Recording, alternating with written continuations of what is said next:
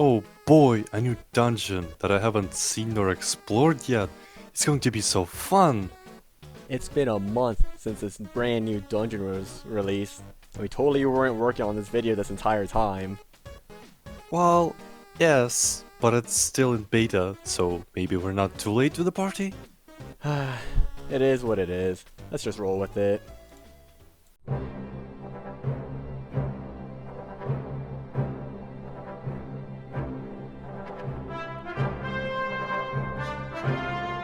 The Bastion is a procedurally generated dungeon crawler. That's just B-Dungeon, right? Wrong. It has a timer. Once you pick up the relic, the dungeon starts to collapse. If you take too long, the crumbling bastion will start to damage you. But if you reach a room that isn't crumbling yet, you'll stop taking damage. Increasing the difficulty will make enemies stronger and lower the amount of time you have. The faster timer daily modifier will further decrease said time. If you're afraid of not making it on time or are struggling to navigate the dungeon, you should try optimizing your mobility by switching to a loadout with more speed boost or using a slitter drone.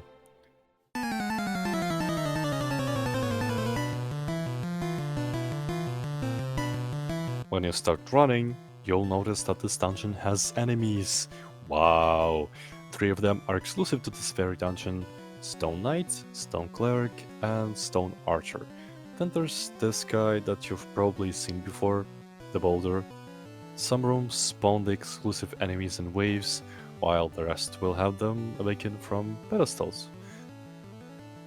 Archers will try to maintain a certain distance while they bombard you with explosive arrows. If you get too close, they will quick draw you and retreat again. Slower, short-range weapons can struggle to hit archers while they're quick drawing, so it might be better to back up and bait out an explosive arrow instead.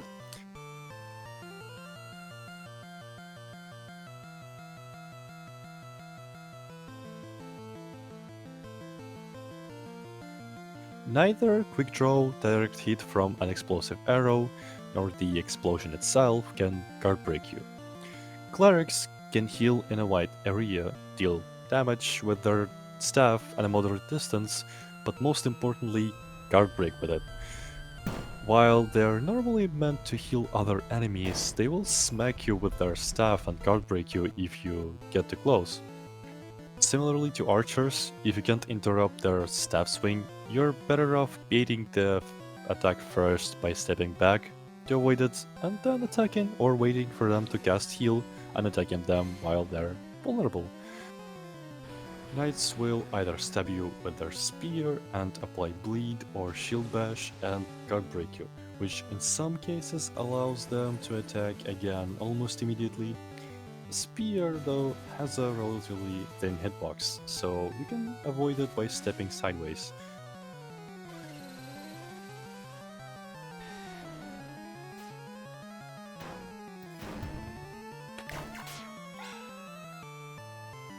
Now, their shield bash might seem unfair, but if you guard break them just in time, they will get stunned for what feels like 3 seconds, which is longer than on Crocodile actually. There are also boulders, but you've already seen those outside, right? No. Anyways, I will talk about them later when we get to the room types.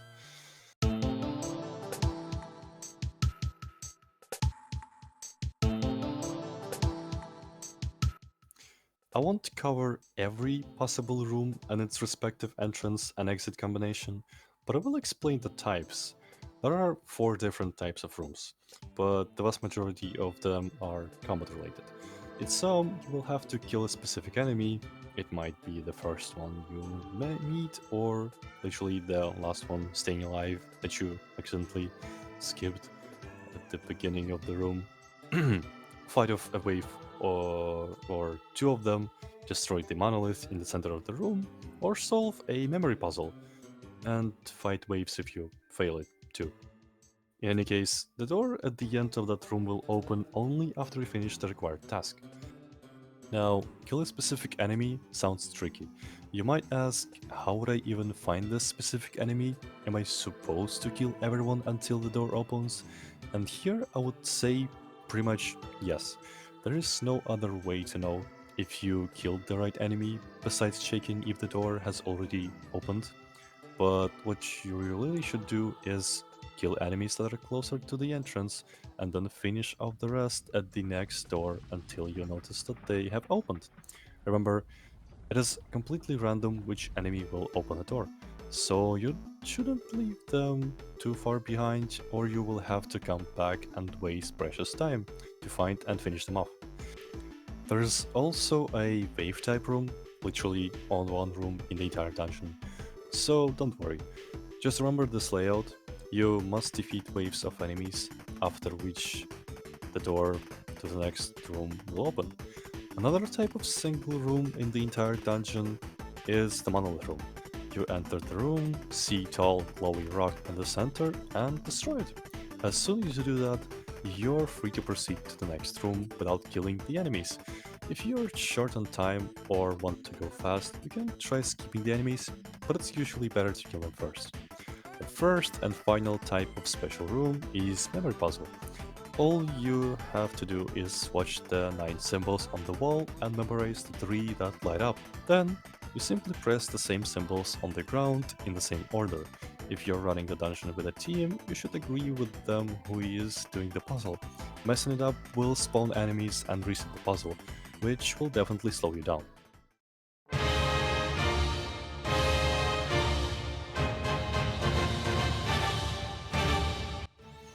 Once you reach the boss room, the timer stops, and the Guardian awakens.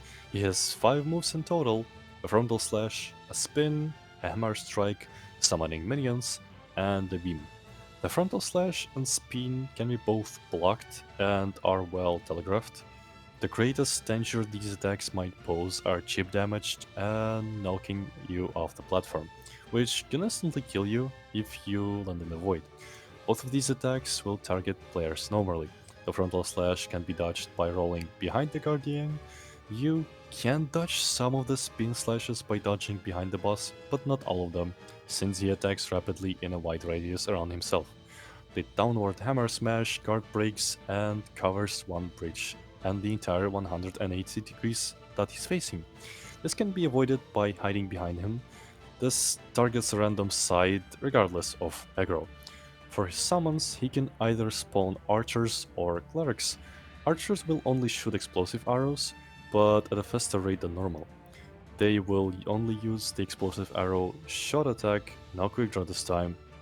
Clerics won't attack you at all and will only heal the boss and give him physical and magical defense, which can be pierced with certain skills or outright ignored if you use a weapon with 2 damage.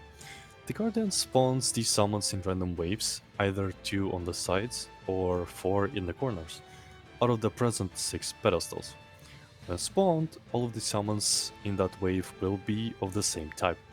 Archers and clerics summoned by the Bastion Guardian don't trigger on-kill effects, such as Vampire's Heal on Kill, Bestial Rage, or Heightened Sense. When the Guardian drops below roughly a third of his HP, you will see him deactivate, and if you get lucky, you might just notice a small spirit rise above him.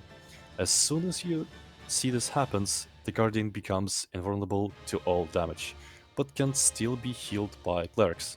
Spirit will lock onto a random player and start firing a beam, dealing roughly 20 instances of physical, earth, and true damage, and fires 6 times while solo.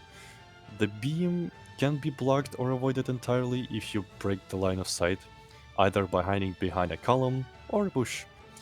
Here are some tips and strategies devised by my friend which might help you defeat the boss.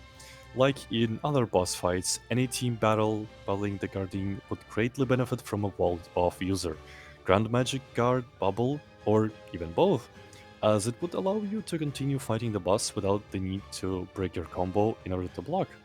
If you add a healer to this combination, you're practically unstoppable. While fighting the boss, remember that direct damage isn't the only thing that can kill you, because you can get knocked off into the void. Don't go to the corners of the boss platform. Try to stay centered with your back to a bridge to lower the chances of being sent flying to your doom. Have someone focus on the summons, while others focus on the boss. This is usually the person who has the weakest build of the party. If you're the person assigned to the summon cleanup, keep an eye on the boss so you don't get lasered to death. If you have a larger party, then multiple people can take care of the summons, although usually you won't need more than 2. If your group is getting overwhelmed by the minions, there's also the strategy of getting all of them to spawn as archers, having someone taunt them and then jumping down onto the ledge below. They should be safe and you won't have to worry about the summons anymore. Be careful on your way down and don't fall into the void. If you didn't manage to find a wall of user for your party and you are having problems staying on the platforms, then using a setup with rock hair and a moderate amount of tenacity specifically for the boss could help. Of course, the suggestion can be very expensive and might not fit your build, but it will help. Players' summons will be targeted by the beam, hence can be used as a bait. If you're close to a ledge and get hit off by a laser, you can still try rolling onto a lower ledge and climbing your way out. Of course, these strategies aren't a walkthrough and don't have to follow them in order to succeed, but they should give you a general idea of what the dungeon is like and some ideas for adapting them for your own build and playstyle.